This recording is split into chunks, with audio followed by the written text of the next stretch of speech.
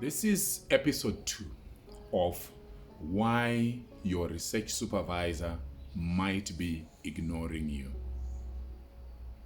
In episode 1, I shared with you some thoughts that came from a conversation that I had with two very respected master's and doctoral candidate supervisors. These two gentlemen have been supervising for a long time, and we were just having a chat.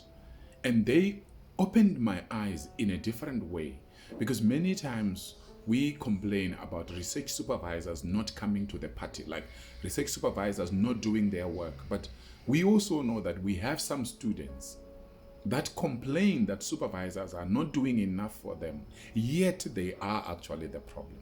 So this is episode 2. One of the things that these two supervisors mentioned was that the energy that the student brings into the supervision relationship is the energy they get from the supervisor. Have you ever thought of that? Let me explain what they said about the issue of the energy.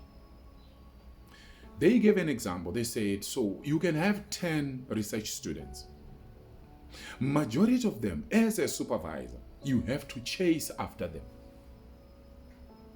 Even after you chase after them, whenever you tell them what to improve upon, you know very well that when you see an email from them, there isn't much that has changed.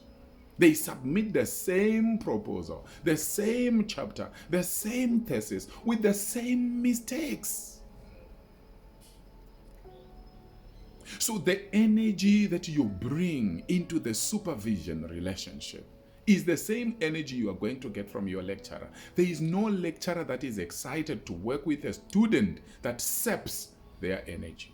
Now, I want to ask you, you are an undergrad research student, you are an honors, you are postgrad diploma, you are masters, you are doctoral candidate. What energy are you bringing to the supervision relationship? Are you the kind of person who causes your supervisor, even if they see your email at night, they can wake up and say, look, I'm going to respond to this. You send in a WhatsApp message, you send in an email, and maybe you are commenting on something different, but your supervisor feels a responsibility. You know what? We need to push this. We need to push this. We need to push this. What energy are you bringing? Or maybe you are that kind of person. Your energy levels are negative. When your supervisor just thinks of you, they begin to feel sick. And they are wondering, how can they ditch you? How can they leave you?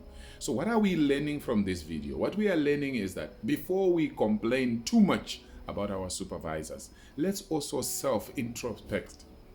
Let's also self-introspect. Look inside yourself and say, what am I bringing to the table?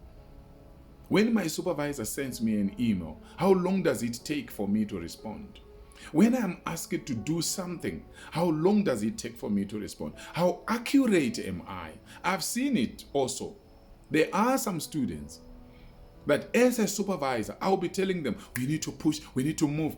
And then you ask them, go and correct this. Now, because the dates for submitting to the next committee are very close,